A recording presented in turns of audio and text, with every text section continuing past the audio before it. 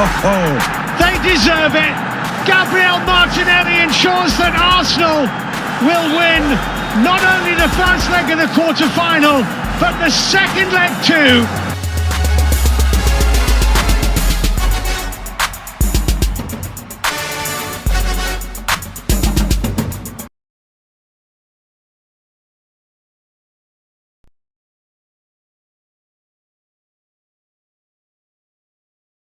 That gap was too tight even for him, but he was fouled and it's a penalty. And Lacazette makes no mistake. A quite incredible comeback. Touched by Casemiro. Oh, it's really good play! Amazing! Kobe Mainu! They haven't heard a sound like that here for a long, long time. The kind of drama that usually belongs in fiction has unfolded before our eyes. Certainly one of the most extraordinary. Casemiro in there again. Maguire!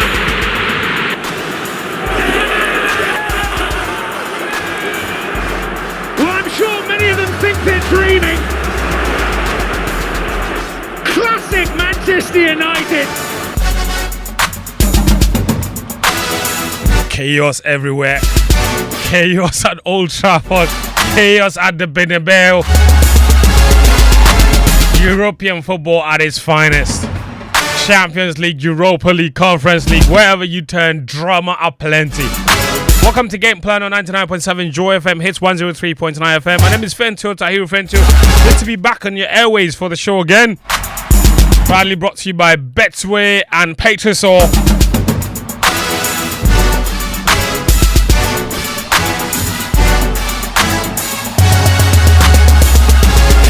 And there shall be 4. So all of the European competitions are down to 4 now. The Champions League semi-final sets. The Europa League semi-finals are set. The Conference League semi-finals are set as well. And we didn't get there easily.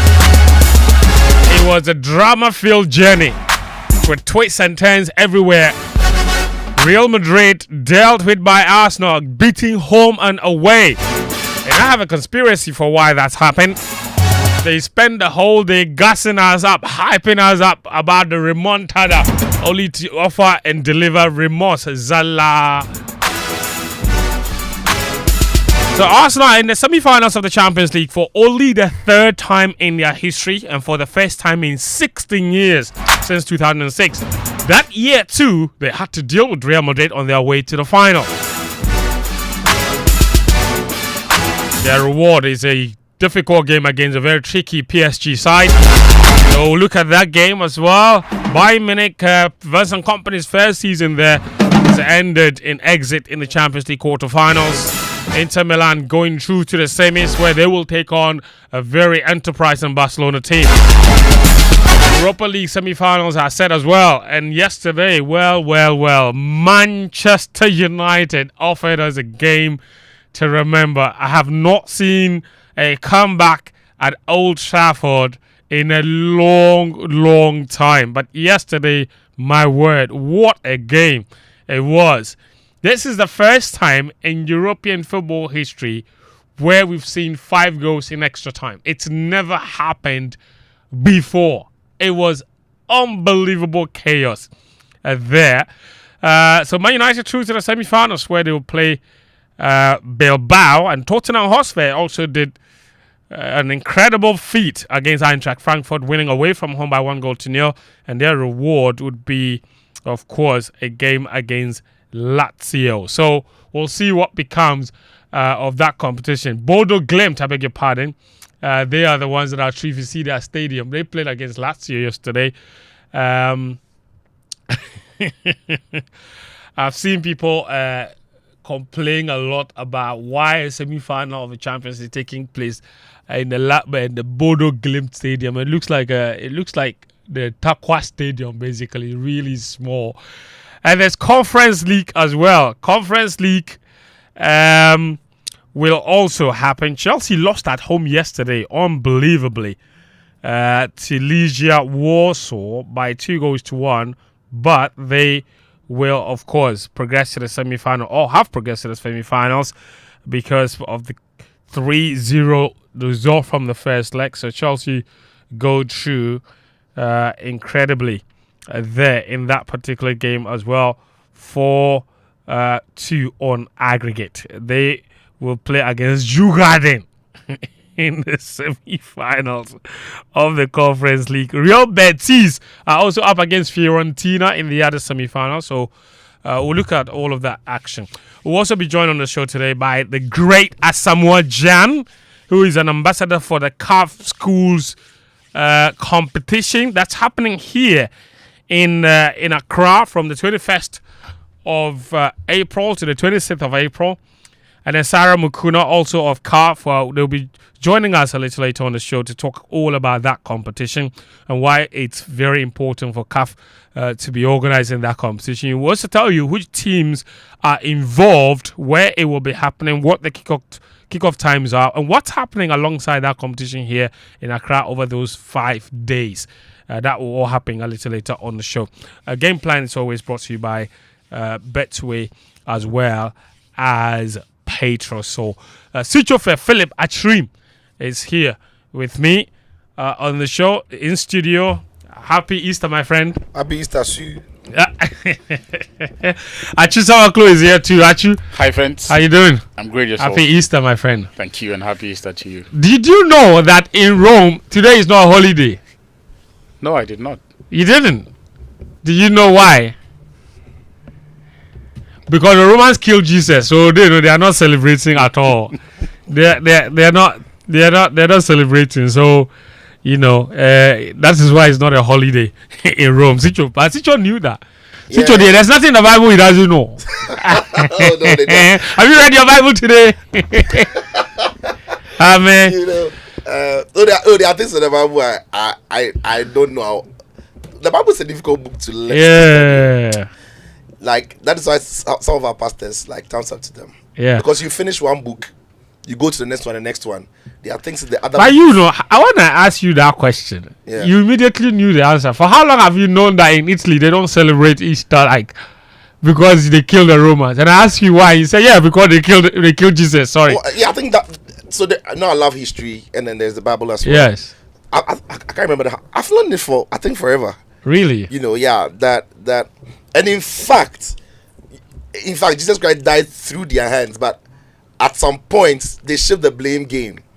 That when Jesus Christ was dying, when Jesus Christ was about to die, like the Israelites were under captivity by the Romans. Uh-huh.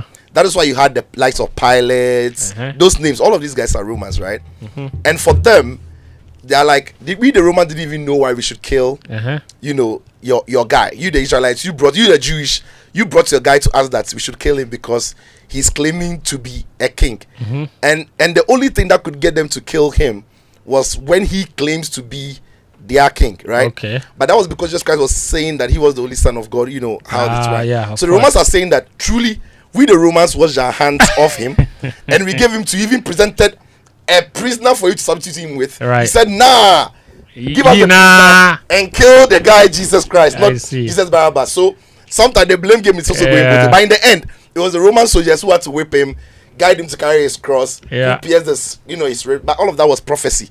Yeah. So if you know the Bible, you know that had to happen for us. And it's interesting because the Italians or the Romans, they probably are the biggest Christian nation in the world. Like very Catholic, very Catholic, and that's there's no surprise, of course, also that the head of Catholicism is there. It's there. Danny K is also here.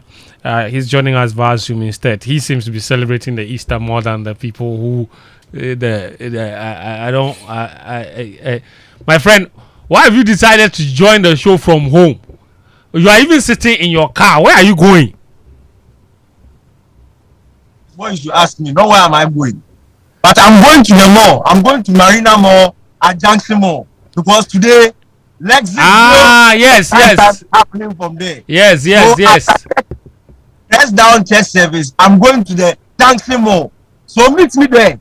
Then after the meeting, they park their cars and go to Marina Mall, Junction Mall, the new one at Junction Mall, and they should meet me there. In fact, Joy FM is doing a whole weekend broadcast there, the whole Easter. So starting today, we're broadcasting there every day. Okay, we're broadcasting from there every day starting today, 3 p.m. Lexis and his team will start there. Tomorrow we are there. Sunday we are there. Monday we are there. So it's the Easter Sales Bazaar at the Marina Mall. Like Rantin said, the Spintex one, the new one over there, you know.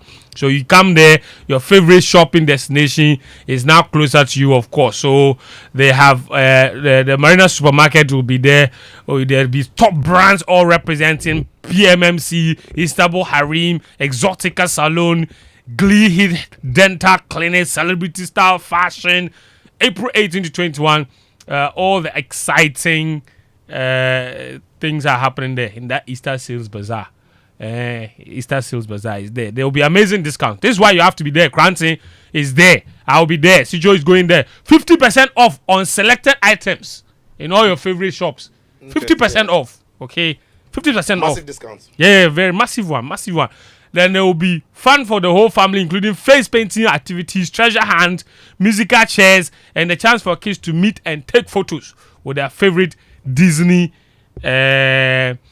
characters. Okay, so make it a memorable family shopping and fun experience this festive season at the Marina Mall, Spintex, and that's where we are all going to be right after this. Anita was saying what? Anita, you say what? Spintex. That's what I said. Marina Mall, Spintex. Yes, that's what I said. She's not listening. She said drive is happening there. Crancy, like she didn't hear what I said. You see Anita's problem. Yeah, it's like she didn't hear you. But it's the Spintex one, no? The new That is what I Marina said. Mall, That is what I said. Yes. Uh-huh. The whole Marina Mall, they looked around the whole Ghana and they said no. There's only one store that can open their new shopping mall. That's right. And they told drive time, so we are going there. Yes, with Lexis Bill. The show that you have a segment at 4 p.m. where you go and fool. No? Arteta, hurry up and let's enter the team. Granted, listen to this. Listen to this. Listen to this. Listen to this. Listen to this. Martinelli's making a storming run. Fran Garcia can't catch him. Martinelli! They deserve it.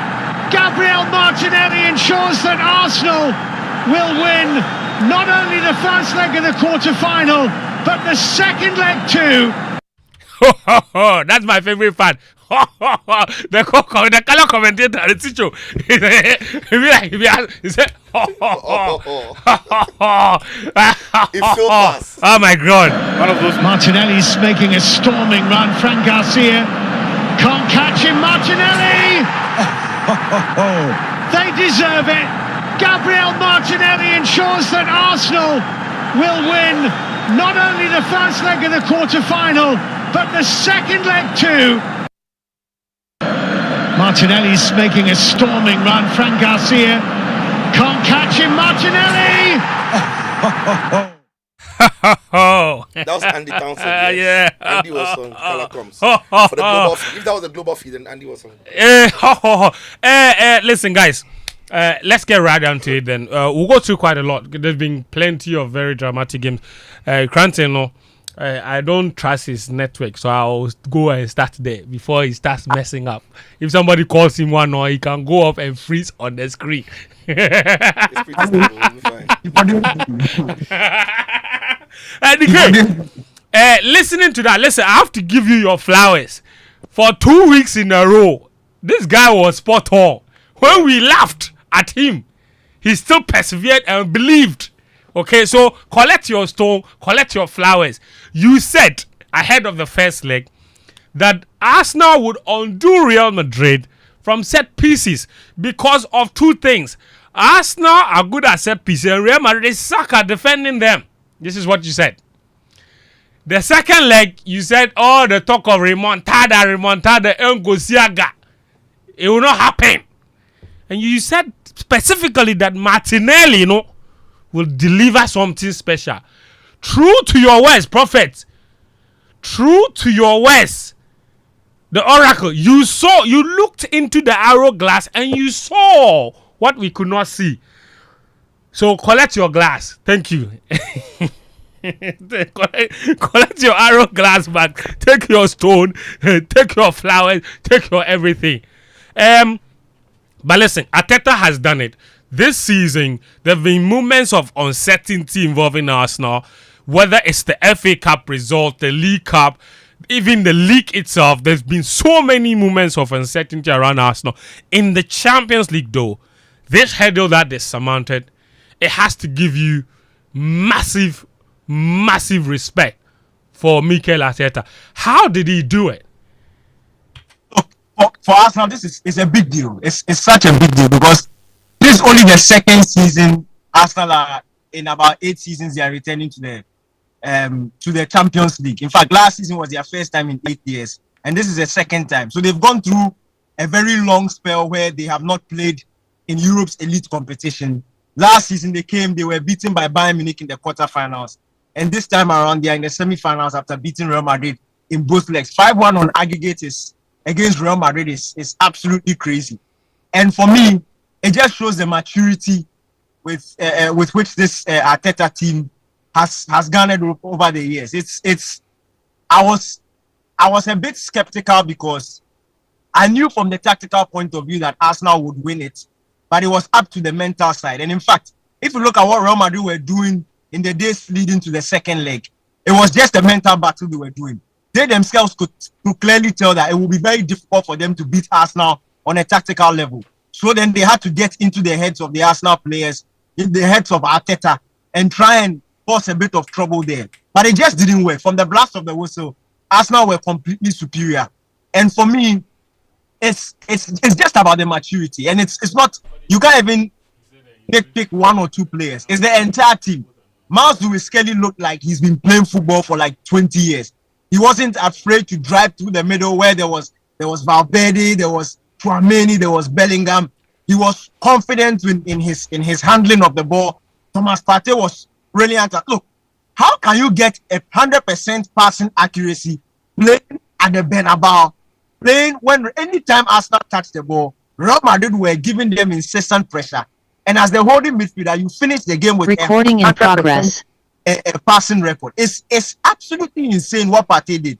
And for Rice was Rice as usual. Look, I don't think he's had a poor game. He's one of the most consistent players in Europe.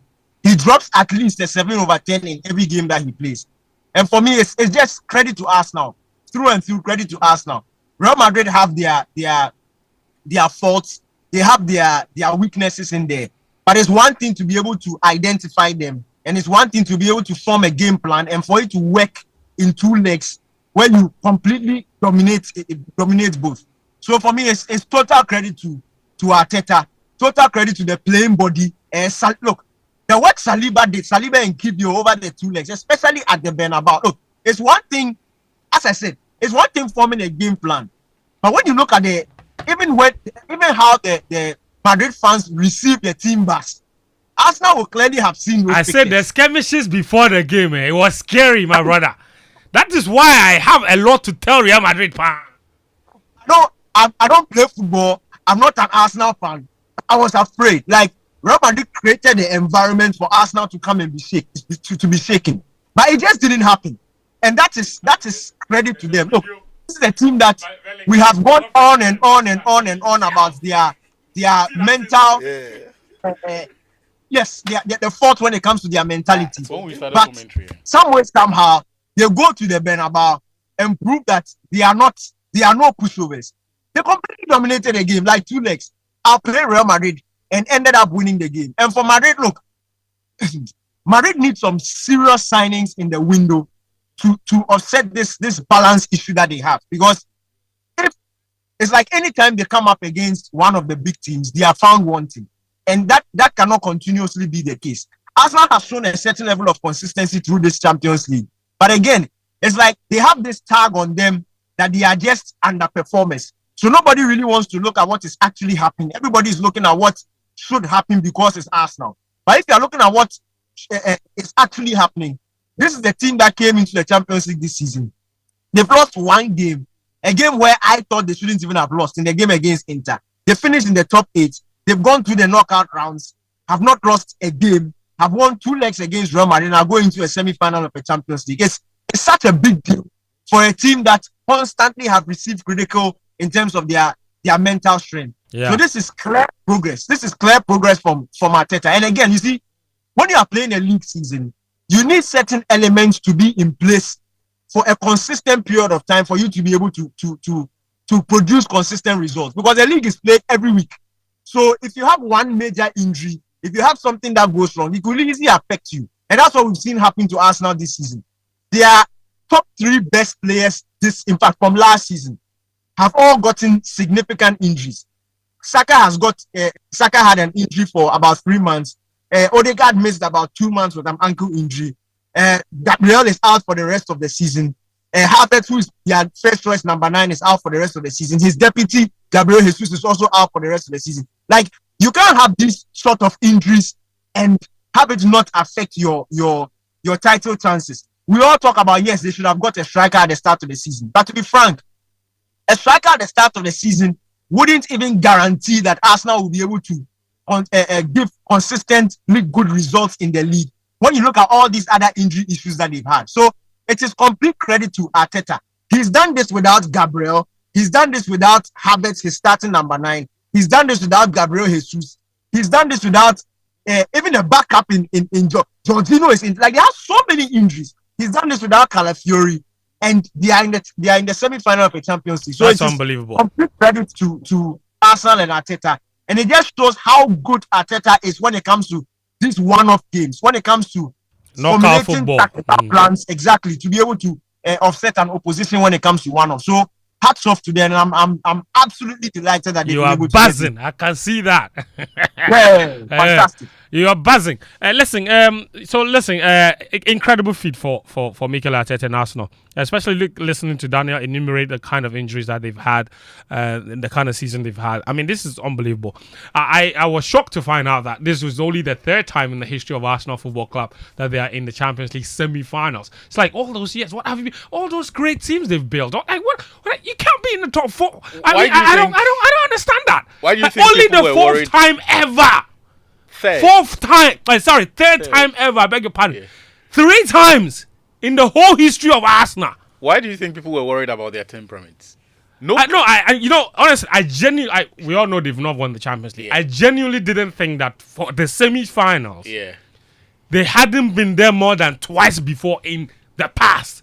It's like, anyway, we'll get to that. A team that certainly knows how to win is Real Madrid. Unfortunately, in these 2 games against Arsenal, they were far from anything recognizable when it comes to Real Madrid. They were below par. Even in the return leg, they spent the whole day putting fear in all of us. Even those of us who were not Arsenal fans, were afraid for Arsenal. On social media, on TikTok, Twitter, Instagram, everywhere. Translating 90 minutes at the Bernabeu is a long time. They said ChatGPT should translate it into as many languages as possible. I didn't see the true version, but I can imagine it would also have been scary. You understand? Before they emerged from the touchline, Jude Bellingham, player attacking, then he tied the shots, then he jumped. The jump, if you see the jump, Kranti, you don't see the jump. Why he jumped? The left small, he touched the moon. I was running comms with Daniel on the day. Real Madrid. I was running comms with Daniel on the day. The moment I saw that, I told Daniel that, look, these guys are nervous. The way he was jumping. Yes, not just himself, and then Mbappe. What did Mbappe do? I didn't see some skirmishes and antics that... It's like they needed to show everyone that they were pumped for it. Zicho. Bellingham, he left the kid. He's holding the kid's hand. He left the kid's hand and he jumped. Then he came back and held the hand and said, Charlie, player. But brother, 55 minutes was how long it took Real Madrid to get one shot on target. In a game they needed to win and spark a comeback. It took them 55 minutes to even get the first shot on target. What happened? Now in Spain, everyone is calling for Ancelotti's head. The reports are that he will leave after the Copa del Rey final. But was it really a case of Ancelotti being out-coached? Because in terms of individual quality, we know who had the better players. So what happened? First of all, Carlo can take part of the blame. But lots of the blame has got to do with how Madrid have built this team and relied on super talents. I mean, they've got super talented players. And I've relied on super talented players. Look, even if you go into last season, when Real Madrid won the Champions League, they won the Champions League with some some elements of players who were not necessarily the key players, but they always brought something different to the mix. I think this Real Madrid, when you look at their bench, they don't have any other players coming into the game to change the dimension. You know, last season they would have a player like Joselu, a proper striker down the middle. So when Bellingham and Vinicius were not working at the top, you could introduce Joselu, and that could completely change the way the team attacks. This season, whoever Madrid call upon from the bench, it doesn't necessarily change the way Madrid play. It's the same way they are going to play, but it's a fresher leg. So they don't have. There's no different dynamic. They don't have. The team is not dynamic enough, right? And seasons gone by, they've got that in them. They've got some dynamism in them. You can throw in a player and it brings in something else. And we all know the problem they've got at the back as well. I mean, Ferland Mendy is not my favorite left back, but when he plays a lot more solid defensively, going forward doesn't offer much. Carvajal is injured. We know how much it means to them, both in offense and in defense. Eder Militao would have been the first choice partner to Rudiger. He's not been there the whole season. So Madrid can look at those things and think that this is not their strongest team. Ultimately, it is almost impossible to do the Champions League back-to-back. And this season again has told us, or previous seasons have always told us. This team did 3 in a row, though. No, not this team. The Ronaldo one. Meant the Ronaldo one. You need a player like Ronaldo to be able to. Not the team. Yeah, you need a player like Ronaldo. Like if you don't have Ronaldo, you can't do that thing. It's not that simple. Like to do it You three have times. set the agenda for it. To do it 3 times in a row with one player being the best player of the entire 3 only seasons. constant feature was Ronaldo. That's what you're saying. Boga, he was the best player in those 3 seasons. If you don't have Ronaldo, forget it. No, so it is the Champions League is tough. It is tough. It really is tough. It doesn't matter how good a team. Look at the Inter Milan team that lost to Man City. They might never play as good as, even though they are playing well this season, it's not as good as that team, right? But they lost it. Now this team is like, it's like they are the final legs. If this team doesn't win it this year, this team doesn't win it this year. They have to you have to rebuild a team, come back and do it again. So the Champions League is tough, but it's a massive credit to Arsenal. Okay. Massive credit to Arsenal. Okay. You can't take anything away from them. For me, another team goes to the Bernabeu, and as poor as Real Madrid were, that team still would lose the game based on happenings in the game. In the game, not and I'll before. explain. No, yeah, in the game. Okay. Now, and then he spoke about the character of Arsenal.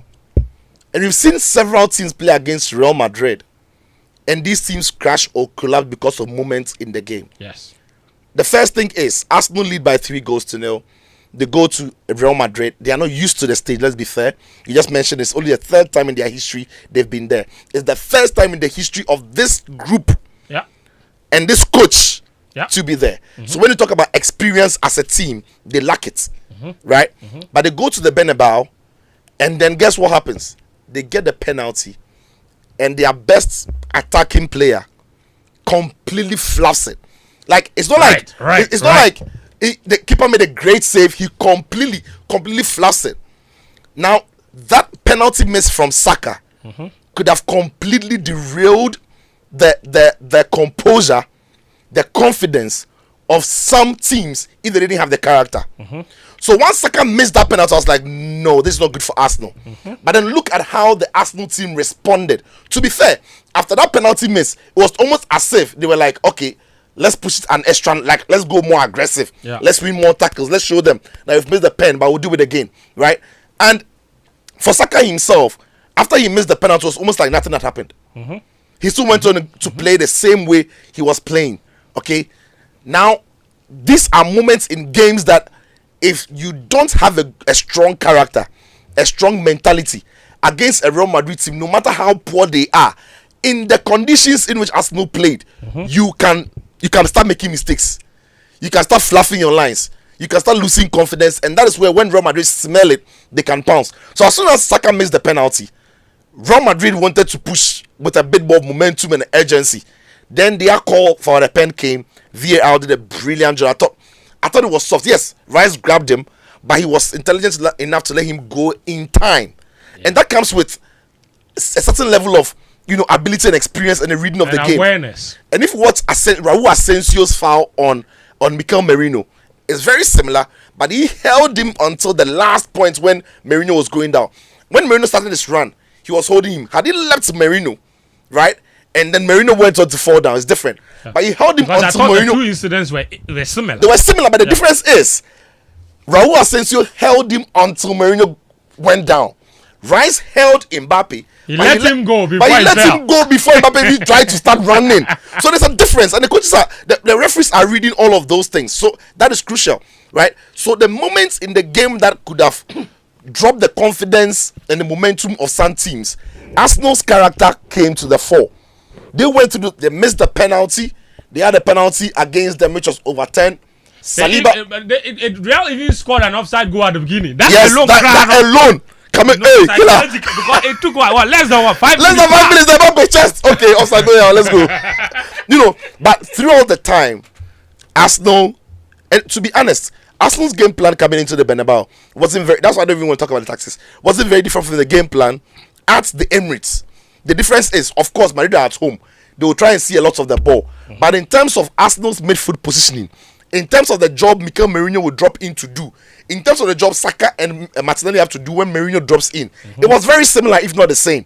And the centre backs, the wide players had to do virtually the same jobs they did at the Emirates. The difference was that when Arsenal had to defend and properly defend in that circumstances, so organized. They were a cage, right? That had maxed out every threat that Real Madrid could pose to them. So for me, yeah, Madrid have not been good this season. We've all seen it. They've got history in the Champions League. We all know that. But Arsenal still needed to be that good, right? Arsenal still needed to be that good to be able to see off Real Madrid and to go to the Bernabeu and play the way they played and go on and win like the way they won. Raya had a holiday on the day. I said it took 55 Yeah, minutes to get. and all the shots they were playing our team were like, it's like Tariq learning how to play football. It's like our son Tariq learning how to play football. 10 efforts. And passing the ball to Raya. That was what it was. Even the goal that Real Madrid scored, it was an error. An error from Direct Saliba. error. Yeah. And after Saliba made that error, they were like, no, yeah, well, let's go. Because at 1-1, another team is going to panic. Yes.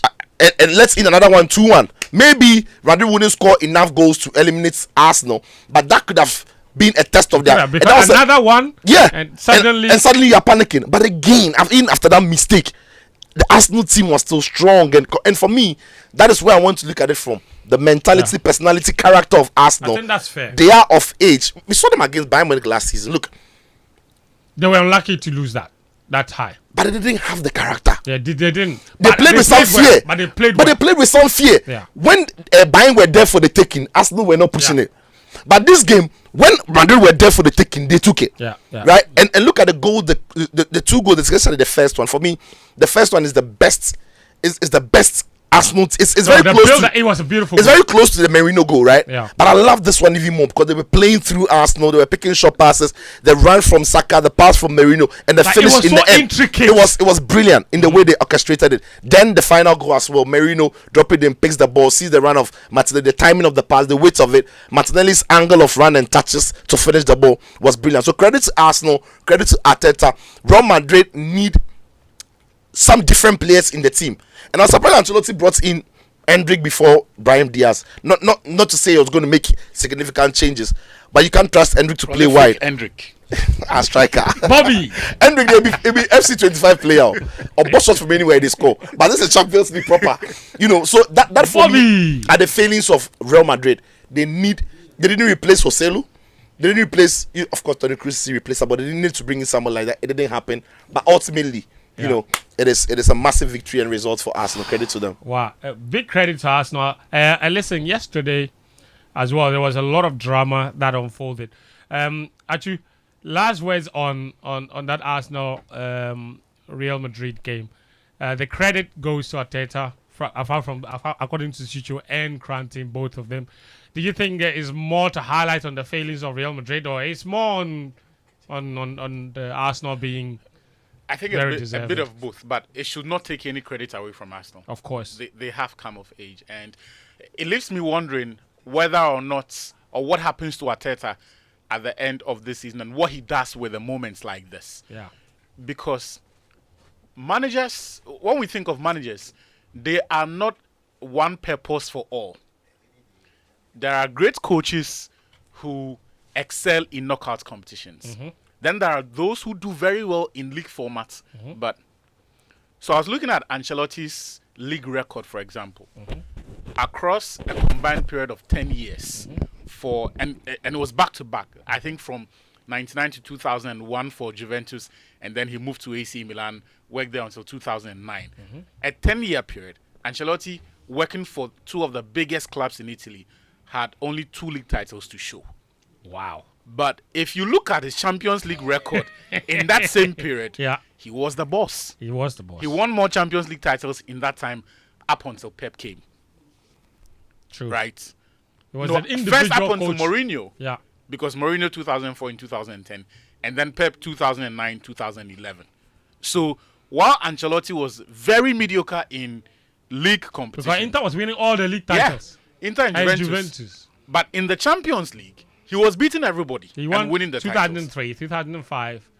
2007. 2005, so he was in the final, right? Yes. Then he won 2007 as well. Exactly. So he won 3 titles in that period.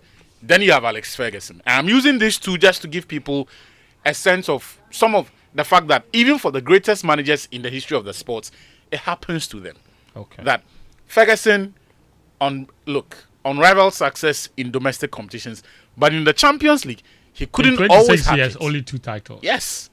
He couldn't always hack it. So there is that. So what happens to Arteta or what he does with this could define his career trajectory. Okay.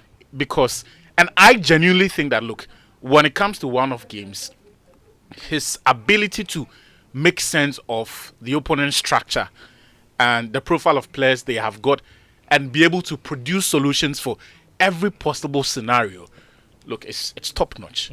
That's why when you watch Arsenal in the big games, they don't look inferior. I think until they lost to Liverpool, they didn't even lose to Liverpool. They had this crazy run where for about 2 or 3 years, Arsenal had not lost to a top 6 team.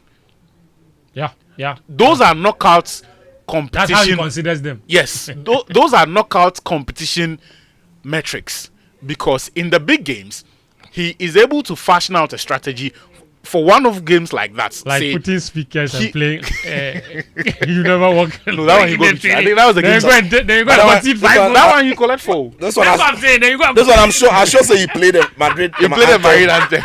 You close the training rooms. Atetus. You close the training rooms. Look, they train indoor, and then you play the Madrid Anthem over and it. then Charlie. So But I think that, look, the only thing I'm going to add on the Arsenal bit is that the growth that Daniel and Sicho have spoken about, they are on a path of discovery. I think by the next 1 year, we will see the ceiling of this Arsenal team.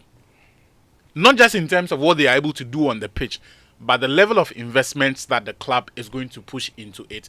It will just give us a sense of the level of their ambition, because Arteta has said this is going to be the most significant transfer window in his time at Arsenal. So we'll see what happens to them.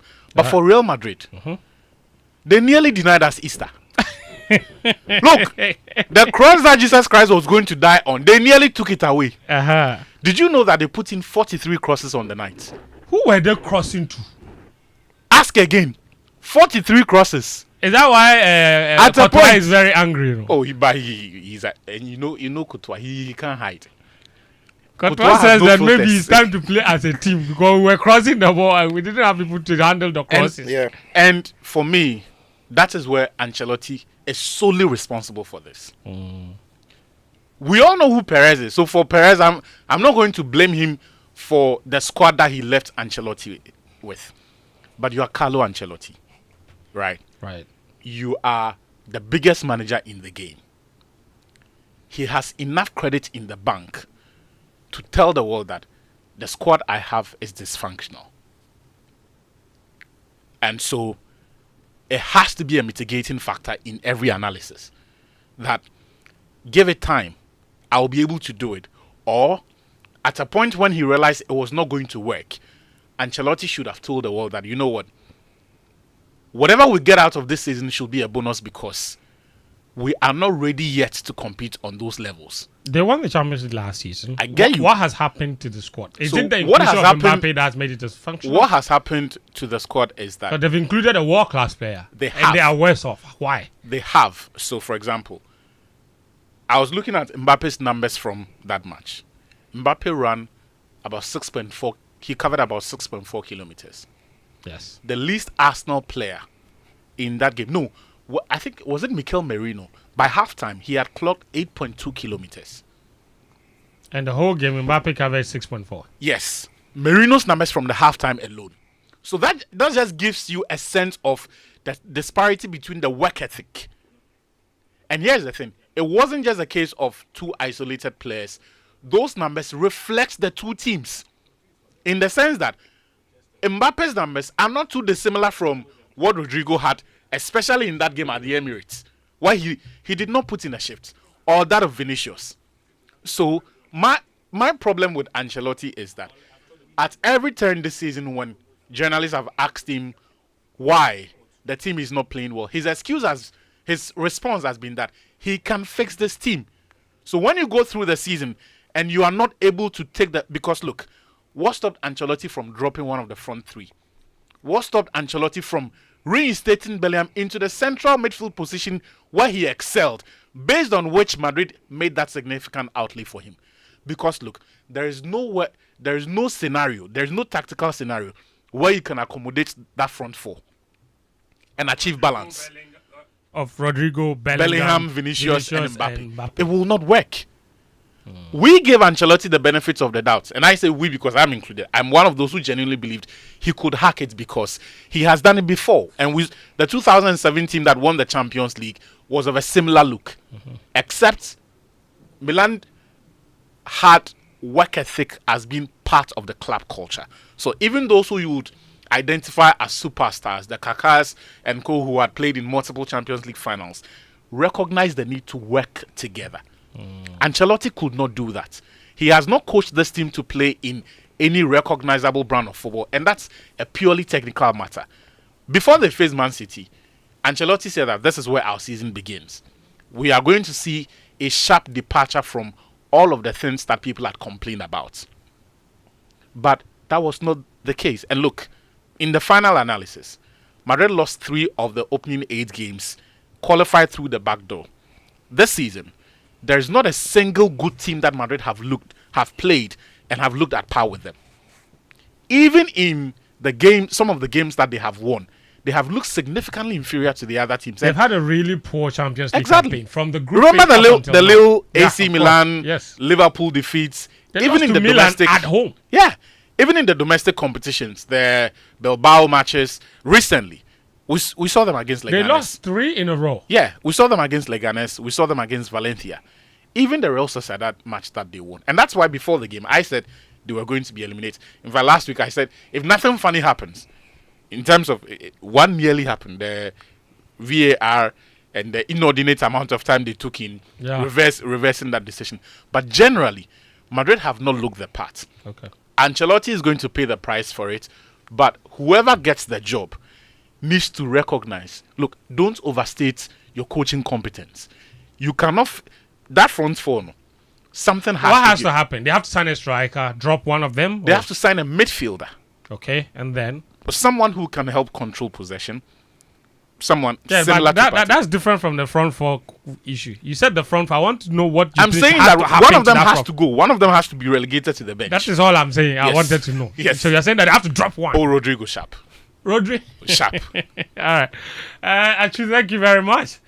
Listen, my friends, the chaos was too tight even for him, but he was fouled and it's a penalty. And Lacazette makes no mistake. A quite incredible comeback. Touched by Casemiro. Oh, it's really good play! Amazing! Kobe Mainu! They haven't heard a sound like that here for a long, long time. The kind of drama that usually belongs in fiction has unfolded before our eyes. Certainly one of the most extraordinary. Casemiro in there again. Maguire!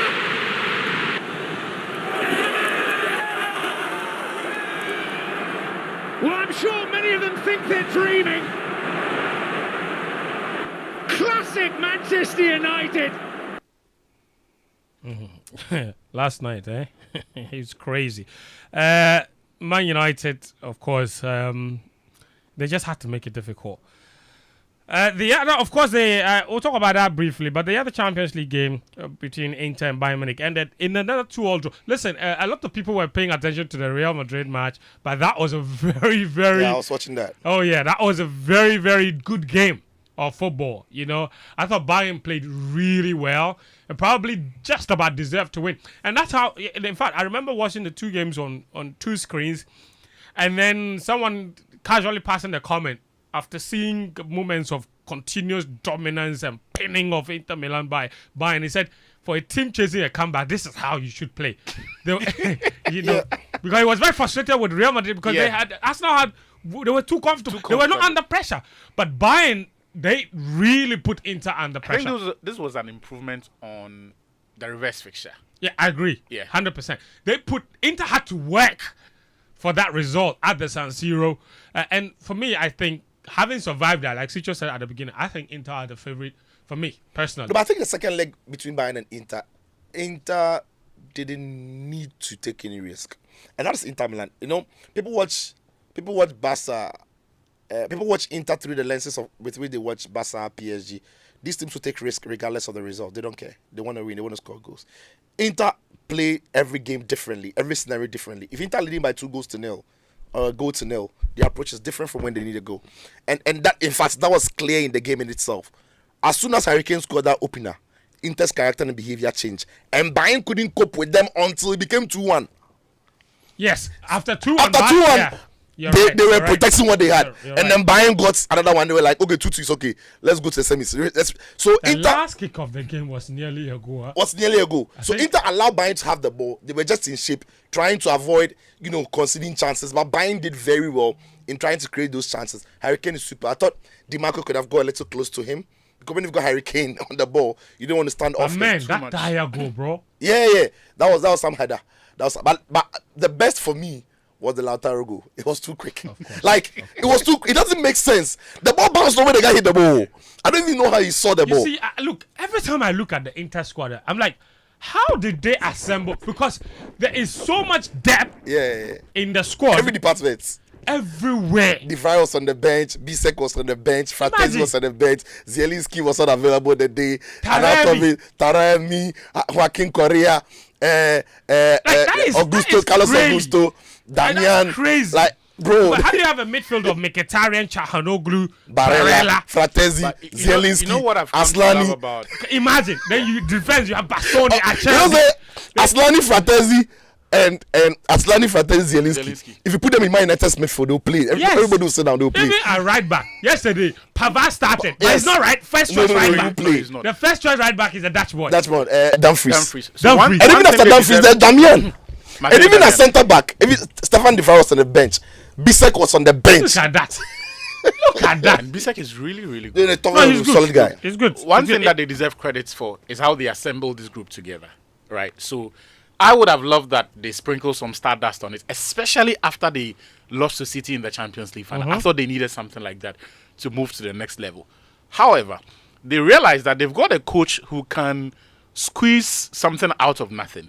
And so they find him the right profile of players that he can work with, and then it's work the treat. And this season, I was just looking at some of the other numbers that people don't pay attention, because the football is wonderful. Yeah. But they also are, like Arsenal, taking advantage of every single metric that you want to see. Every scenario is a threat. So for set pieces alone, they've scored 11.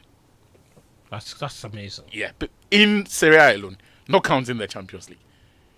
So there is that threat that they have. Obviously, there is a front two. There is a dynamism of the midfield. I was listening to the podcast where Materazzi mentioned that this is the most exciting Inter team he has seen in 60 years. I don't argue with him. This team is rich everywhere you pass. And hopefully we'll see them against Barcelona. They will be tested in that game. That should be a very, very good game. They also test Barca. But I have Barca down. Yeah, exactly. I agree. I have Barca down as favorite for that one. I've told Inter will win the Champions League. No, they are my favorite team. Yeah, I think. Unfortunately, sometimes when I back a team, you jinx them. For somebody jinx supporting them. Chelsea, sorry. Danny K, let me bring you in and let you go because I know you have a busy day. Listen to this. Gazette for Fana. Well, that gap was too tight even for him, but he was fouled and it's a penalty. And Lacazette makes no mistake. A quite incredible comeback. Touched by Casemiro. Oh, it's really good play! Amazing! Could be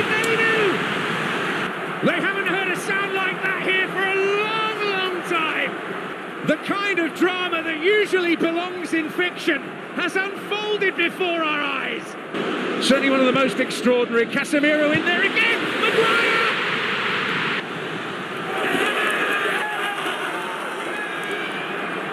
Well, I'm sure many of them think they're dreaming. Classic Manchester United. I certainly thought I was dreaming.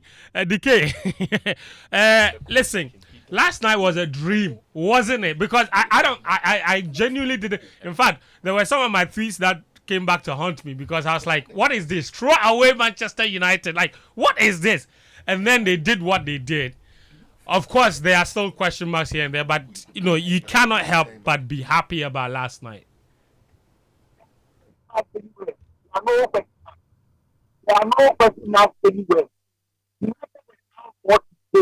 Should I ask the questions? What? Why?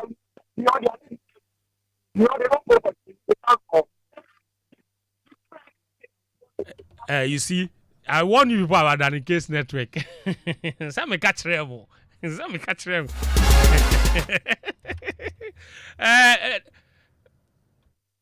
Okay, DK will try again, eh? Please, when you find stable network, we'll connect back to you. But guys, briefly on that United game from yesterday, Sicho. I mean, that was some game. For every United fan or every football neutral, you'd have enjoyed that. Maybe for the players, they would enjoy the moment. But now that you've soaked all of that in and have enjoyed it, you now have to start asking Amorim the questions. Amorim. Like, you have to start asking questions about the team because this is done.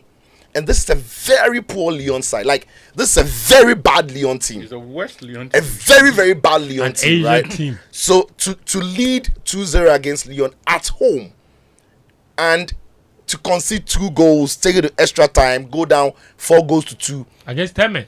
Against 10 men. Against the quality side in Bilbao that you're coming up against. Are you sure that you are able to give away the goals you gave away in Lyon? And the number of goals you chipped in at Old Trafford. So yeah, great show of character, great show of, ability, and some of the goals they scored were great. But against a better team, are you going to have those moments? And that for me is the question. I know United fans are basking in the victory. United fans are happy about the way the team won the game and everything. But ultimately, the question that United fans must ask is if the results from yesterday and the way they played yesterday, they can, in the end, go all the way to win the Europa League, which will give them an automatic slot to go to the Champions League. And that for me is the genuine question, right? So yeah, Fent, for me, that is the matter. But now United fans can be happy. They can chill. I want to say United fans, he's so happy.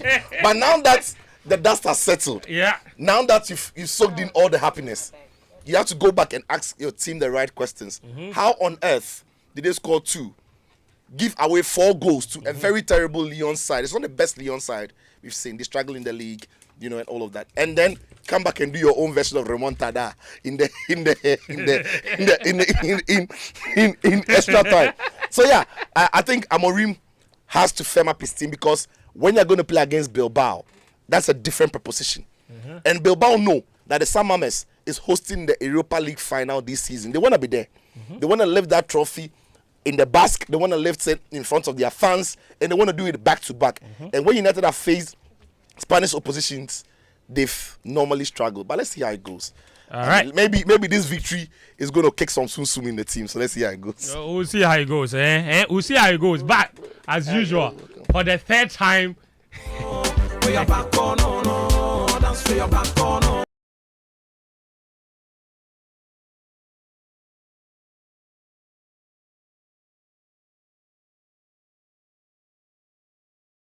05511119997. This is Game Plan brought to you by Betway and Petrosol.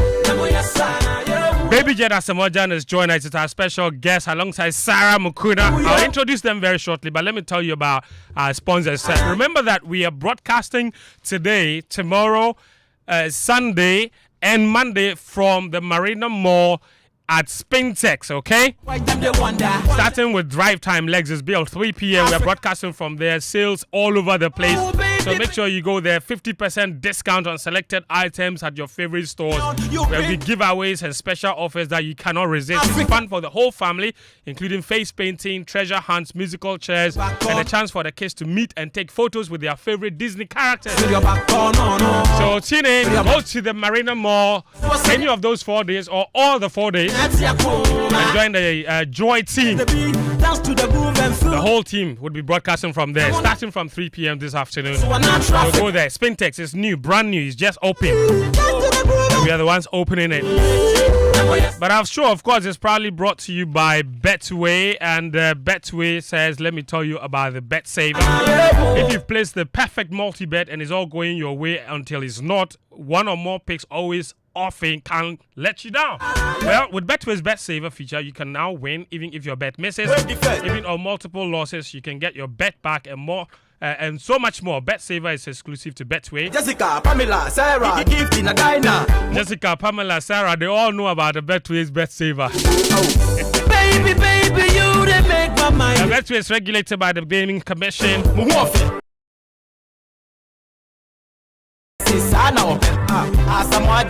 On the we have the Hits FM Rep Your Jersey at the Aviation Social Center.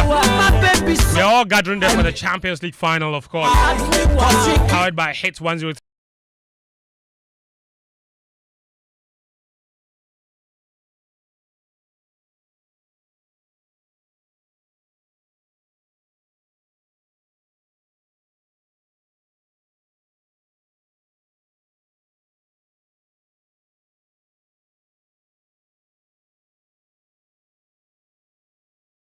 This month of April, we're bringing you exciting news. It's the month of big wins for the Petrosol Energizing Dreams promo.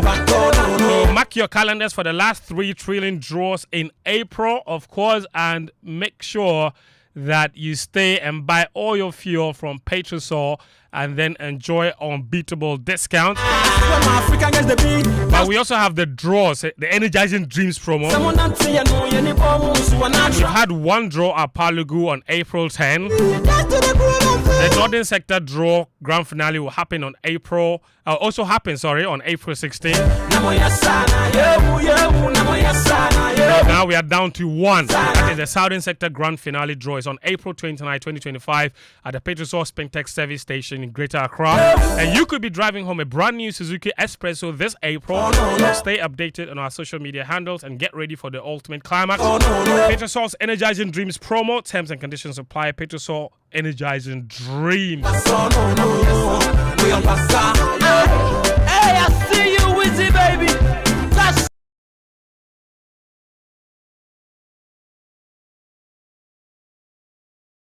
all social media platforms, including X and on YouTube as well, on the Joy FM handle. Gone by conversation on the Champions League, of course, and the Europa League games that happened within the week. Your messages are welcome on 055-1111-997. Lots of you have sent in messages. Let me read a couple of them before I introduce my guest, and then we can start a very special conversation. Cove Town Babe, all the way in the US, says, good evening, good morning, my people. Arsenal fans, we've been sleeping well since last week. Life is good. Of course, life is good. Congratulations to you. This message says, guys, I couldn't believe my ears after the first leg. Being an Arsenal fan, I was like, is this a setup for us to be beating blue-black at the Bernabeu? I was on tenterhooks until the first half was done. Charlie, I couldn't be prouder as an Arsenal fan. Nick in the United States of Abokobi sent us that particular message. This one says, there was no Susum at the Bernabeu on Wednesday. There was no Susum. Sicho has been saying that there's Susum in the Champions League nights at Bernabeu. Ask him, where was the Susum? Madrid were not the best team when they won their last 2 Champions League titles, but they've always got away with it until Wednesday. Wednesday they had they had their payback. All right, hello friends. The last time an English team beat Real Madrid 5-1 over 2 legs, they went on to win the Champions League. That was Man City 2 years ago. Arsenal will repeat the same thing. Liverpool can keep the Premier League title. We don't want it anymore. Stanley in Ashimosa. Arsenal fans. This one said there was some things United did in the past that made us fall in perpetual love with the club. Yesterday, was a typical example. Drama. Yeah, Chris says #glory Man United. This one said, good afternoon, guys. Happy Easter to you guys.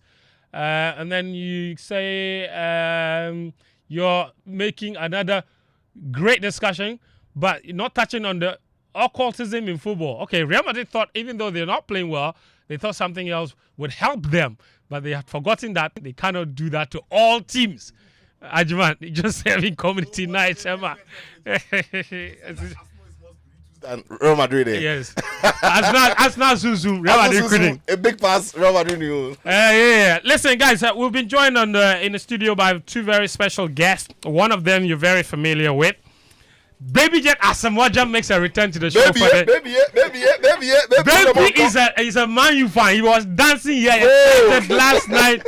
Baby Jet, did you see the game last night? Honestly, I didn't watch the game back. You saw that. the results justify the means. Charlie, it's good to see you. How have you been? I've been good. You? Yeah, I've been okay. Baby Jet, I have questions for you. but let's focus. I hold on. Let's focus on. I know. That's why we are here. By saying I have questions for you, I'm not going to ask. If I were going to ask, I will not say I have questions for you. I'll just go ahead and ask. Okay. You understand? But I have questions for you, I also have questions for you. I beg you, don't turn the tables. Okay. We've also been joined by a very beautiful woman, a very hardworking, a very industrious, and more importantly, a powerful woman from CAF. Sarah Mukuna is joining us. Sarah, how you doing? Great. Thank you. Thank you for having me here. Yeah. For having CAF here. Yeah, brilliant. Because I represent CAF. I represent the Confederation of African Football. Yes. Thank you. You have no idea. You have no idea how privileged we are to have you. And something special is brought to you to Ghana, of course. And something special is brought Baby Jet here as well. The CAF schools football competition is happening here in Accra. The first time in West Africa on the 21st to the 26th of April. 23rd, actually. 23rd? Yeah. Okay. It's 23rd. It's 23rd. Okay. Let me know go and deal with people. It is 23rd.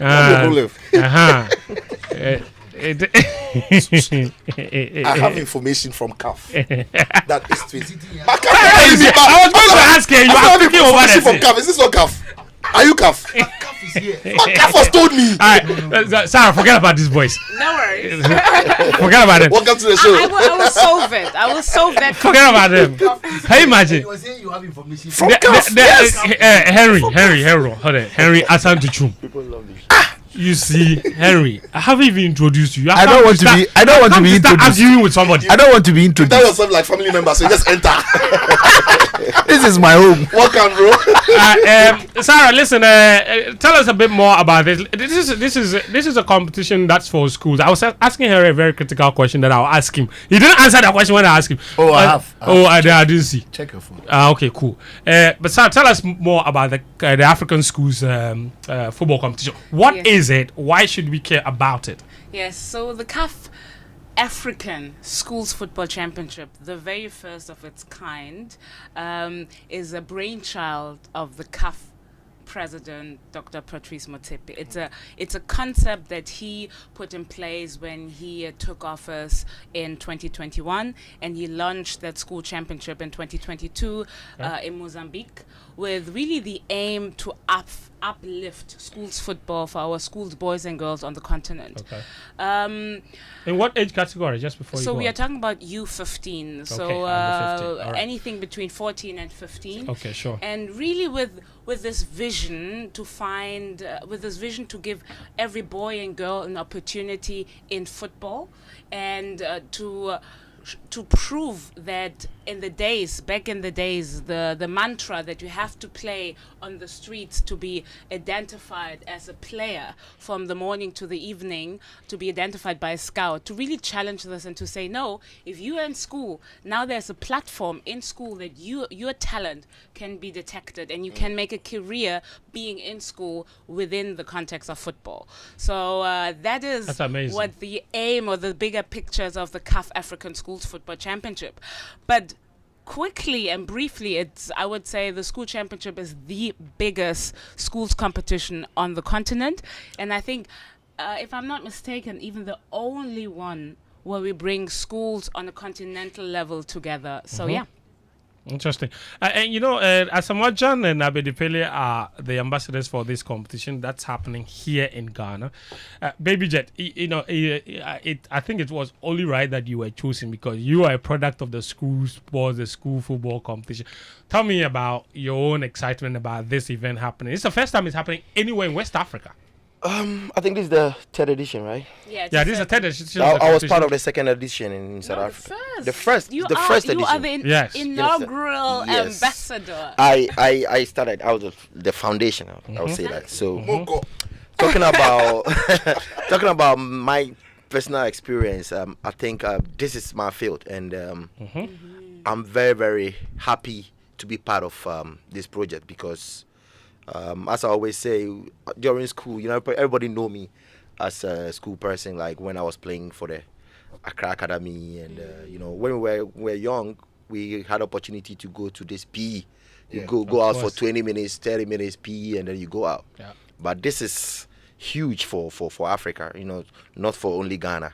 It's huge for Africa, and honestly, I also believe in grass football, grassroots football. That is where I started. That is where the foundation of talking about football and every sport. And what CAF is doing is not only about football.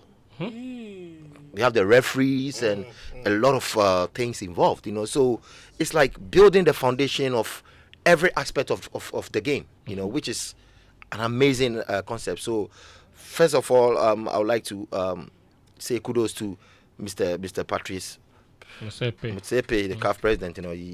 This is a good initiative for we Africans, and I'm happy to be part of it. Yeah, and we are happy that you're part of it. And listen, I'll come back to you, Baby J. But Sarah, just tell me a bit more about.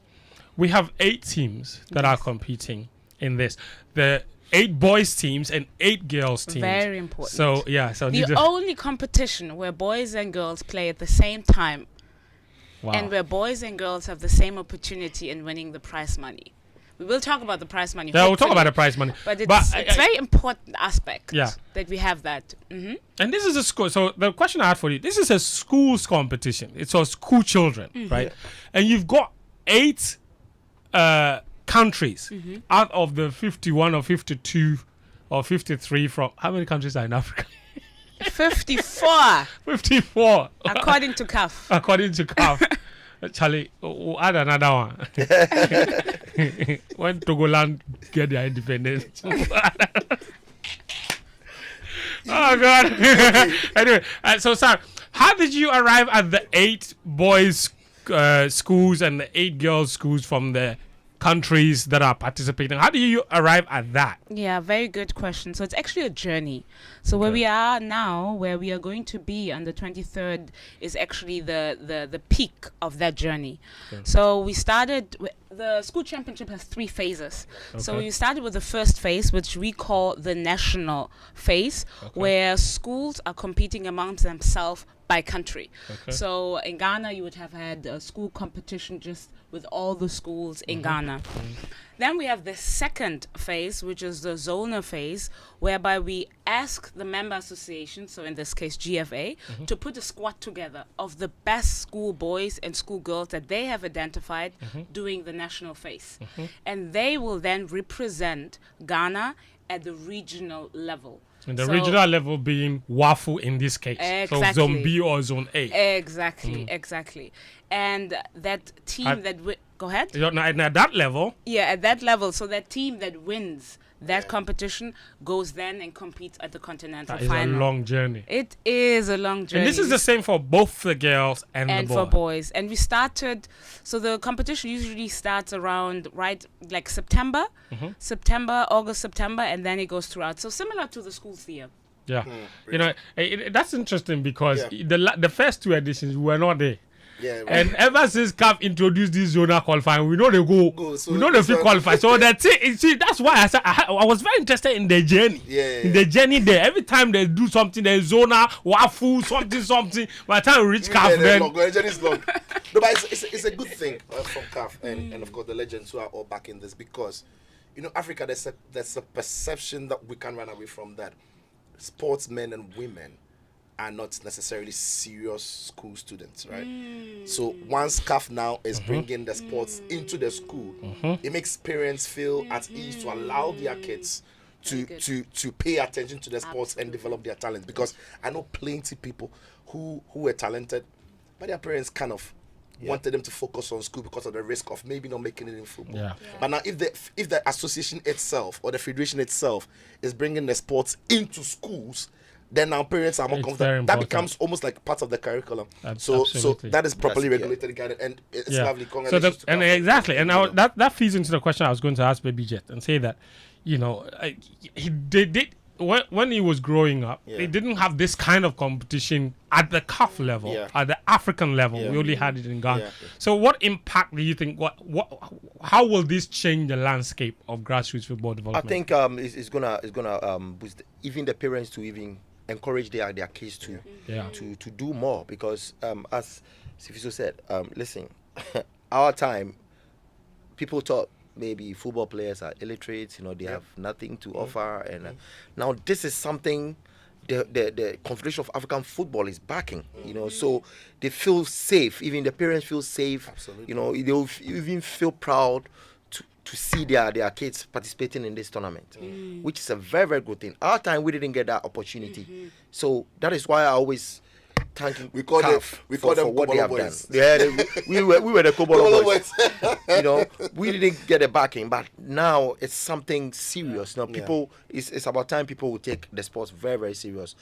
From the parental guidance. Now I'm even sure now people even after childbirth they just say, hey, you play football. you play. Baby, christening. Yes, they use jersey now. You see how they used to wrap the child around in a cloth. Give me blaster jersey. I remember our time. I remember our time. We were playing, and then one parent came. Our best player at that time, he came and take him out of the game. You should go and study. Go and study. Wow. And that guy was the best player at that time. Can you imagine? Yeah. Today he's a pastor. And fine. It's not funny, but he was. we all want to go to heaven, so we can't laugh. And I'm emphasizing on it because I also urge the parents to support these kids. To make sure what CAF is doing, they can back it. Not only in Ghana, the whole of Africa. We have to support this thing. Yesterday, I was talking about the attendance in the stadium. You understand? I'm just suggesting every school should have a holiday when Ghana is playing, because this is like a school champions African Cup. That's a brilliant idea. It would motivate a lot of them. So all the schools around, it could even be an excursion. Yeah, because this is an African Cup thing, like a school African Cup thing. You understand? These are 14-year-olds, 15-year-olds. Yes. So that is my suggestion. I think it's a good one. Sorry, you're going to say something. No, I think this is brilliant, but I also want to encourage those that might not see themselves as the next Asamoah Gyan, but who love football, right? And that's a beautiful thing about this championship. We have, and you have mentioned it, also other capacity building programs around the program. So what we do is we do workshops for young referees. So all the match officials are youngsters. So we're going to give them the opportunity to show their talent. Because maybe we are born a natural leader. You might not have talent, but you're a leader. So why not become a referee? And the beautiful thing is we are not just going to give you the platform for a week. We put you in our football family, and you will be used for under 17 AFCON, for the VAFU, the zone. So we will be in the family. Young reporter, you might be a good writer. You like telling You're training young reporters too? Yes. Wow. We have a partnership with one of the biggest international broadcasting company. I'm not going to mention who it is. You will see, discover. And through that program, they will go through trainings. We will select the best 2 boys and girls. And we will do it only with locals, by the way, only with Ghanaians. What's the age category for the young reporters? I think it's anything between 15 to 25. Okay. Why was you also go and bring your son? Brother. Your son is just like under 4 years. I have interns here that I would like to sign up. I mean, it's a great exactly. idea. Encourage them because the best one will then be invited to then undergo an internship with that broadcasting company, and then to be invited to Morocco to cover the AFCON that will take place December, January. Yeah. So it's great. It's a great opportunity. We give. We also have a program for coaches. Because yes, you might be a PE teacher, but you will not. Maybe you don't know how to teach football in schools. Yeah. So we have this program. We want to bring football to schools, but we don't have anybody that can teach football. So what we are making sure is that we leave a legacy in Ghana. So all the PE teachers will be leaving the workshop with a level D license coaching license. I mean, this is amazing, actually. This is amazing. And you know why I'm very, because you see, often we would have all these ideas, and then, so I'm glad that you guys are here, because before we leave here, we will tell people how. Is it too late for anyone to join any of those programs? I know for the football, you already selected the players, the teams. What about the training programs? Is that also already filled up? So I have to be quite honest. Yes, please. So the date that you see here, the 21st, that's where the confusion comes in. Right. So the workshops actually start on the 21st, and that's already yesterday, actually. Filled up. Yes. But the matches itself start on the 23rd until the 26th. As was Joe arguing plenty. I said I got so it from nobody was wrong in the room. We were both right. I got it. Yeah, we were both right. We were both right. That's right. Wait, Sarah, say his first name again. The man in the middle. Asamoah. Asamoah. And let him tell you where he comes from. Where the town he comes from. Sarah wouldn't have a problem because Sarah's mind is clean. Where do you Sarah, come I'm from Tumu. Maybe just what are you thinking? I feel like I should not say anything. Please don't. Jan is used to having his name, mentioning depending on where he comes from. Yes. I told you the last time I was in Russia, right? I was going to look at the stadium where Ronaldo scored the goal against Chelsea when Man United won it, where they played the World Cup final. Yeah. So this guy was taking us around. It's like Ghana. So yes, Ghana. Oh, Gwen. It's like who is that? Who is that? Like Gwen. I said no, I'm from Ghana. So when I was saying the Gwen, he was trying to mention Ghana, and he was saying the country. And he did the dance. Gwen. I said I said one chance. Yeah. He said Gwen. He said I said one chance. Yeah. I said one chance. He did the dance. But Ghana wasn't even in the Russia World Cup. But he knows Jan. The thing is the letter S, the S. Yeah. They mention it like the Z. As a Z, like the Z. Yeah. So especially the South Africans. Samoa, they say it as Samoa. Yeah. That's why even a lot of the South African websites end with the ZE. Why is it ZE and not SE? Even when I was in Italy, they called me Asamoah. And normally they call me Aza. Yes. Instead of the Asa, they say the Aza. So I was like, oh, okay. Yeah. All right. On that note, Azamati, let's talk. Sorry, Azza.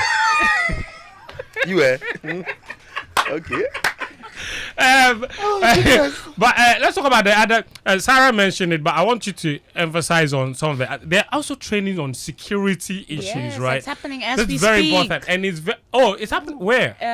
In at the University of Ghana. Okay, so baby Jet, this is important, right? Especially in the last months that we've had stadium security issues. Yeah, critical issue. Critical, and people invading on the pitch and stuff. And the FA get fined for no reason. All these things, people don't see it. They go on the field to show love, but sometimes you also causing problems.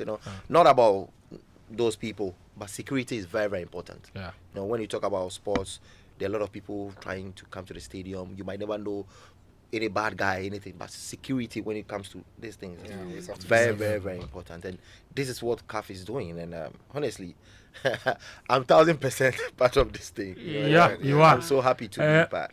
When are the games? Let's go through the dates then, because specific, so people can put that into their journals. The actual seminar and the whole thing starts 23rd.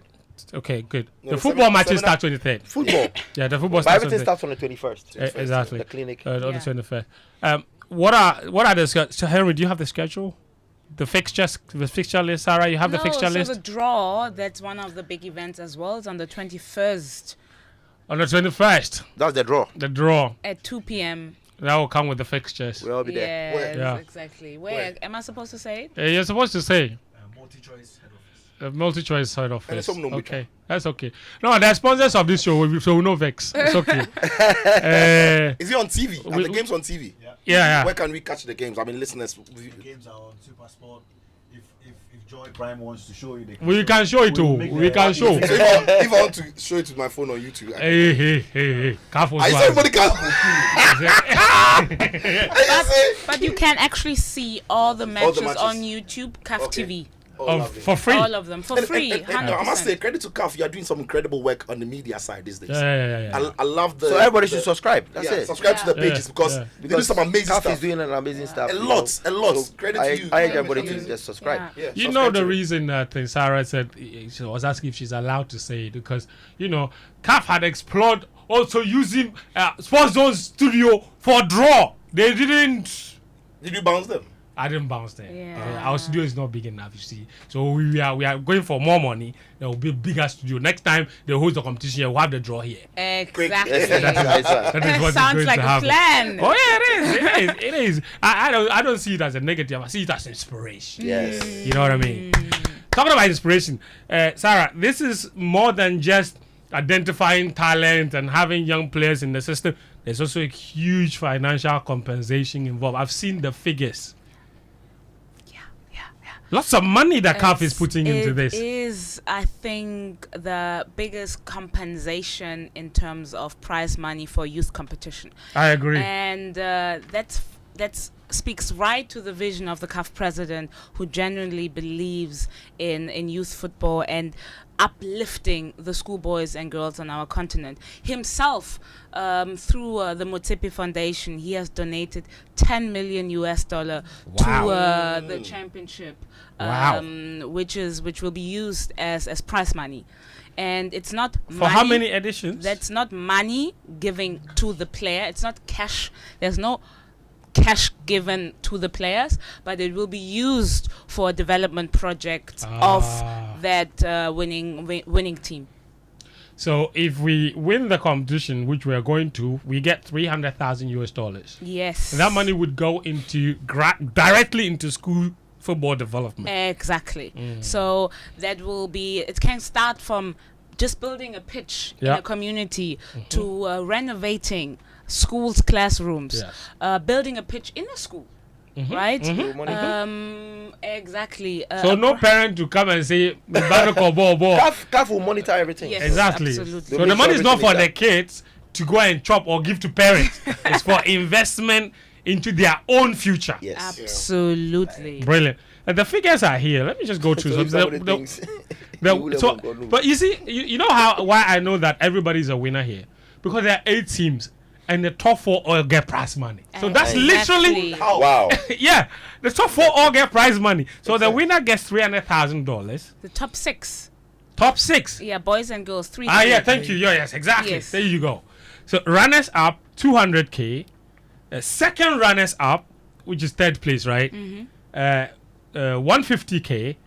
Then the total prize money being invested into this is 650. So 3 here, 3 there. Top 6, like you said. So first, second, third for boys. First, second, third for girls. All of them will get prize money. That is I just have amazing. to add this. I mentioned to you, like, we have these 3 phases. Yeah. National phase, zonal phase, continental phase. We also have prize money at the zonal phase. So everybody that will be coming to the continental finals are already winners. Because they received prize money at the zonal level. Oh. So what about the host nation that we didn't play in the zonal competition that we are hosting? Do you give us prize money? We might discuss this Chito, later. it's a legit question. But we are hosting, so we didn't play. Host money. Oh, yeah. They will give you most money. They give us money to add to add into the 35 million for Lagos Stadium. So Yeah, Lagos so Stadium right now it costs yeah. like 50 billion. Yeah. Hey Harry, I have a question for you. How did we come up with our team to participate in this competition? The Ghana girls and boys team that will be playing. How did we because we didn't play the qualifiers, so fair enough. So how did we come up with our team? We've been doing this. We've been doing this for the past 3 years. The sad thing is that the first edition Ghana couldn't participate because Before you continue, we played the qualified. Yeah, you did, and then you. we played in the girls. Waffle competition last year. Yeah. Last The year. girls were first, the boys were third. Yes, Okay. so you In- gotta in Togo. applaud So we your qualified. people. No, hold on, I no. was The girls confused. qualified. The boys did did not. not. Yes. So But the Okay. boys Only got the- third the boys- place, the which boys is were also third. fantastic. They The got boys their lost- prize money. the boys lost the semi-final to Nigeria, to Cote d'Ivoire, and then in the third place playoff we beat Nigeria, and then we were third. Okay. And the girls won their competition. Yeah. You know, so that's So- on the back of those achievements, we just coming into this year's competition with that accolade. With those performances in Togo. Yeah. But back to your question, this journey. Thanks to Mustafa Yusuf and his people, our boys will play in the competition. How? They gave us a stadium, and the stadium is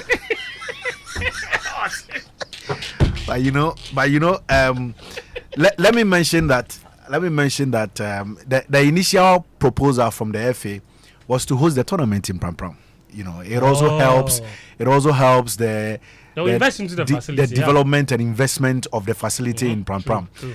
So there were two proposals: one, the Legon Stadium; the second, the Pram Pram. Excellent facility. CAF came. We went there for inspection. We wanted to play the prelims in Pram Pram and then the final at the Legon Stadium. Okay. So on the back of the visits and the inspection in both in Pram Pram and Legon, CAF decided that we should host the entire competition in Accra because they think that doing it in Accra saves more cost, access. time, access, Yeah. a lot of advantages. For which reason we consented to that, and the tournament will come off at the University of Ghana Stadium. So far, a lot has been happening, which is why we closed down the venue for domestic competition. Yeah.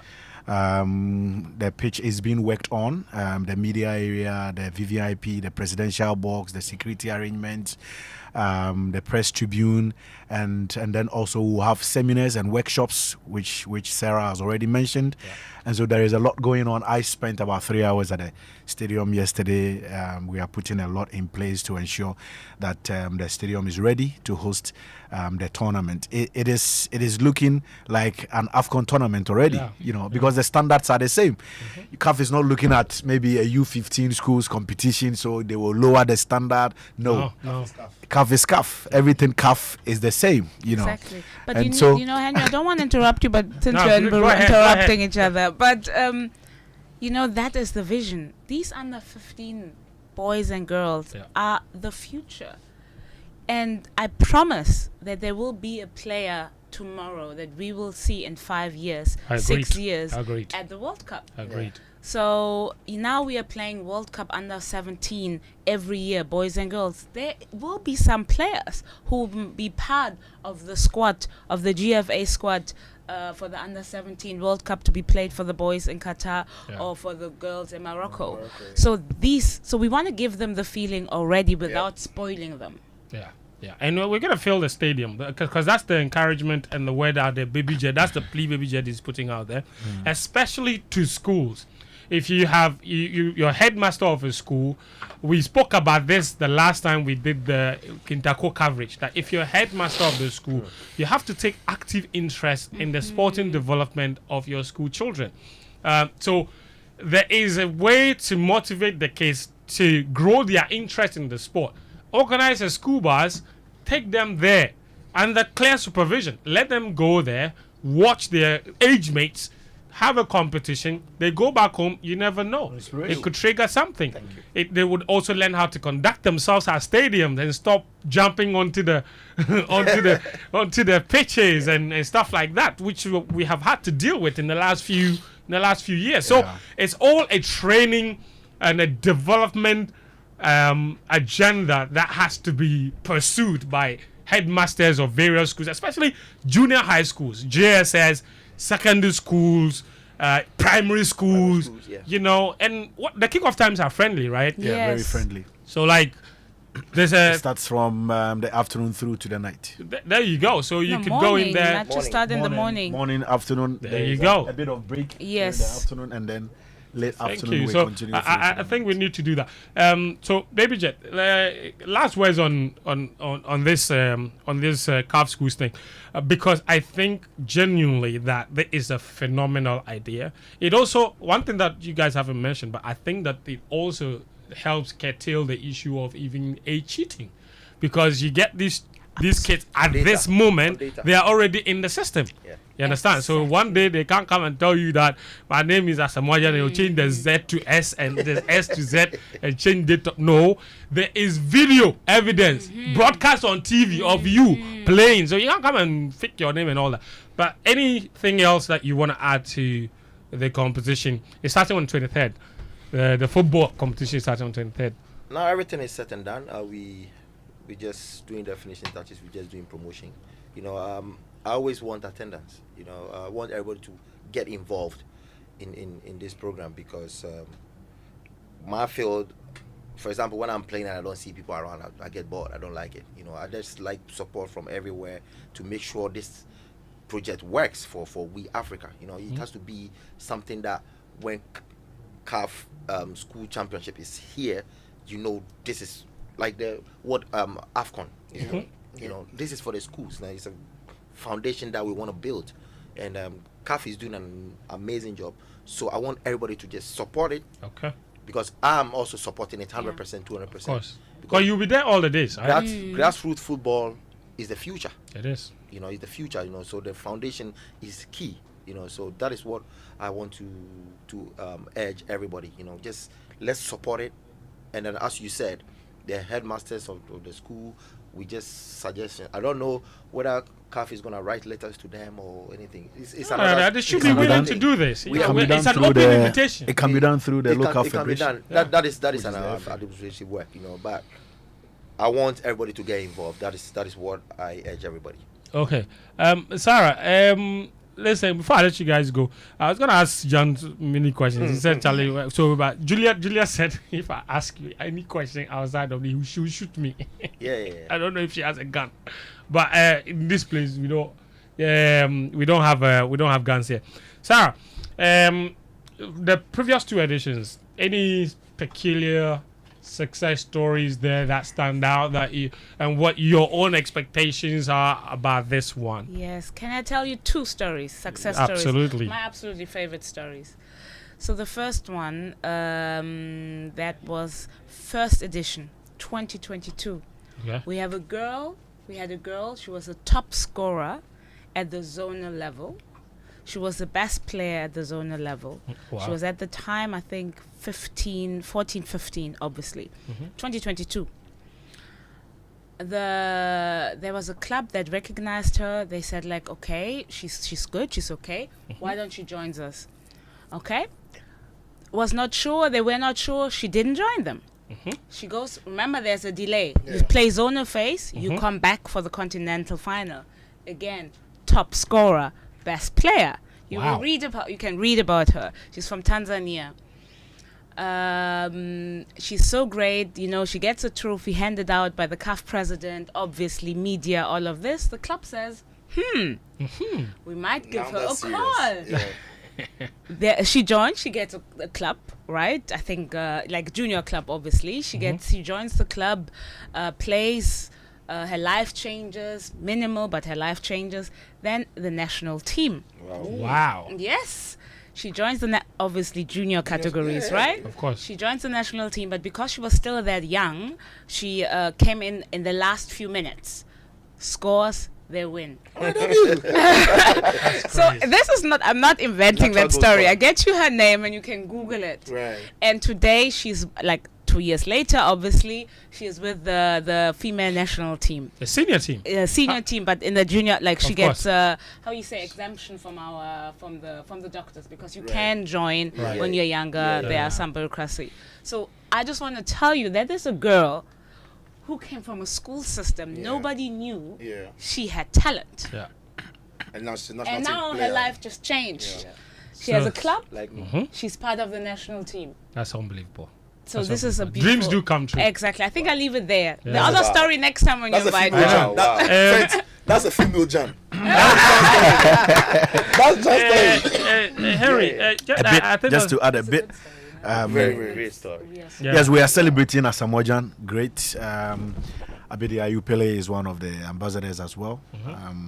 But I just Is he the want one coming on my show on Monday? I just want to show which show. The one we spoke about. Yes. Okay. See, let's- Harry is growing old. He's forgetful. if my son is your age, you know, which you are. That is if. What else? Harry, let me Yeah, so I just want to- just I answer just this want to- question for me. The you know, this is CAF Schools football competition. Is it a school that is selected that participates in this, or is just the team is put together from different schools? The team is put together from different schools, Okay. both boys and girls, Okay. through the help of the Ghana Education Service. Okay. You know, Oh, I love that. we set up a committee. Yeah, exactly. Collaboration, So this is basically the best players schools. from the school system In collaboration in with that Ghana age. Education Service. That's Yes, what I in love. that age category. Yeah, Exactly. love that. Mr. Into Aye, who works for the GES, is a member of the committee responsible for this Ah, championship. Okay. You know, and he comes from the Ghana Education Service Yes. angle. Okay. You know, so this is Oh, not GFA. GFA selected. Oh, GFA players. is more than GFA. Yeah, you know, when Sarah people. mentioned the issue of the referees and Yeah. doing training them, in my head I was thinking game changers. Game changers. Captain because Young. they started that whole thing, Captain right? Young. But Yes, we have one. We I have have we to have add Akurugu. this. We were inspired by Catch Them Young. Oh, Coutinho. Program. Oh, Coutinho. Oh, Coutinho. I have to say it. Listen, I have to listen, say it. and We- I would like to commend Kurt Yes, Alpha. that's why I for wanted what he to has get- done. You know, I was saying yesterday that listen, he got to office when Ghana football was down. Yeah. You know, people, the expectation was high. He was able to build everything within 4 years, and now look at what the results we're getting now. So I think he has done an incredible job. Yeah. Talking about grassroots football, he's also into catch them young. Yeah. This No, that project, I think it's a Yes. brilliant And- idea. I And think, one of our Sarah referees, one wants of the to- products of that Catch Them Young will officiate in this tournament. Yes, and Amazing. The young man who officiated the MTNF Yeah, Cup yeah, yeah. semi-final. Oh, okay. Akurugu from Akurugu, yes. Nabongo Senior High. Wow. Yeah, wow. he's selected. I think- yeah. So I think everything is about patience, and the GFE have done an incredible job. You know, for all this while we forgot Ghana football was down. You know, there was real building, players coming in here and there, people joining, and now it looks like everything It's taking shape. is Yeah. taking shape now. And You one know, of so- one of the sliding tackle moves was getting you to the Black Stars. Charlie, the speech you gave, and Charlie. Thomas. Joe. No. I want to see. Yeah, I want to see. If I don't put out that video, like we will talk about that. You know, we talk about you. so- Maybe thank you. Yeah, what CAF is doing Thank is you. it's an incredible Yeah, thing, man. and Yeah, we man. are happy to be part of This one. everything. Thank you, Baby J. Sarah, it's been an absolute pleasure having you. We will be there to support, and Yeah. we will use our shows to Am support. I as seeing well. you on Monday? Yes. At the draw? You are seeing me on Monday at the draw. Juliet invited me. Okay. I'm Ah, very. Charlie, but you don't go invite me son. No, You are invited. You are invited. Hey. You are invited. Juliet so they rate me or what? What she dey?